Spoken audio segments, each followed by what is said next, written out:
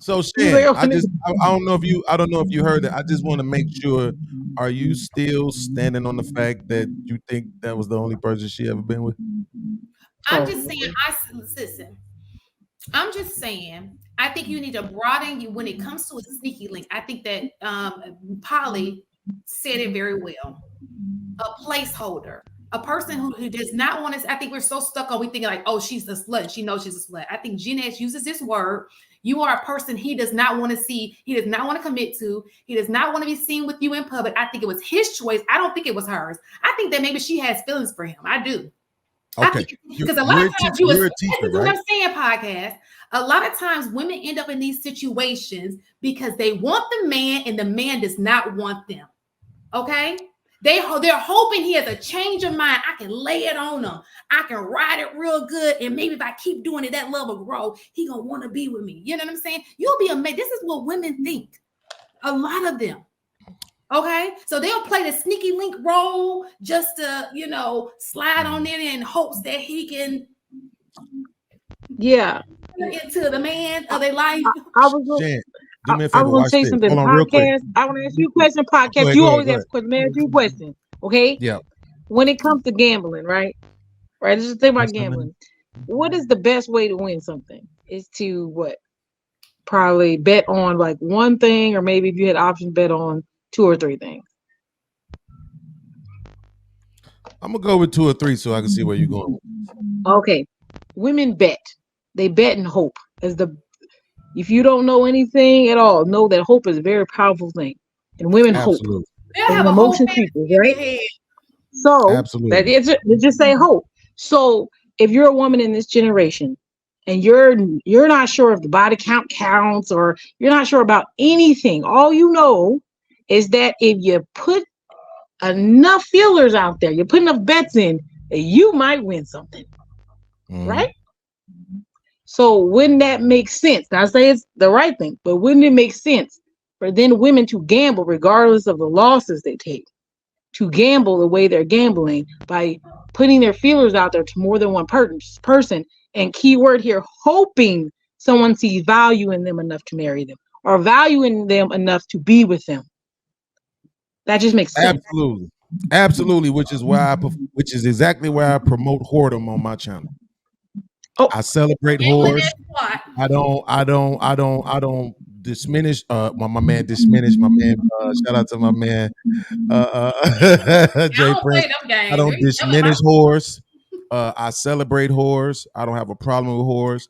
They have a great. I'm not joking. I'm not being facetious. They play a role in society. You can live your life. I'm not here to tell nobody nothing. What I want to do, unfortunately, and I have to do this everywhere I go, is I want to make sure that the intellectual standard on these podcasts is up here. So this is what I'm going to do. I'm going to ask Miss Taken, do you think that was the only guy that she was sleeping with, based on her own words?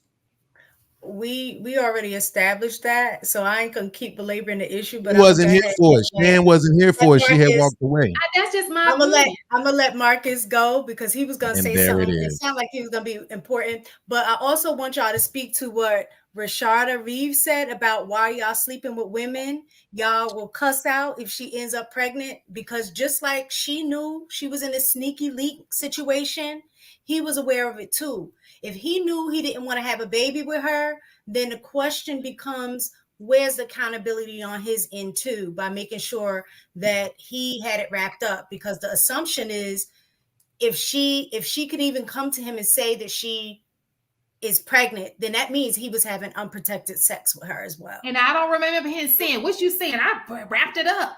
I don't remember. Right, exactly. So my question is, speaking to that point as well, I would like to hear y'all point of view on that part.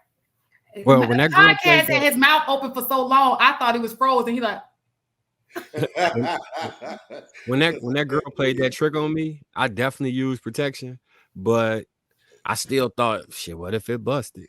And I was in the panic mode and figuring out. Yeah. I was in panic mode trying to figure out how can what am I gonna do in this situation, and what's my options, and so It's hard shit. You just got to wrap it up. I agree. Like I'm a big proponent of wrap it up. Pinch the tip and roll it down. Make sure you pinch the tip. That's the secret. Clean the condom and discard it. Make sure it's not leaking. And if so, try and get preemptive measures just in case. You know what's so funny? The sad part about this, the bigger picture is the fact that they don't even care to say that that's what they're doing. You know? Okay, you have a sneaky link. Why are you telling people?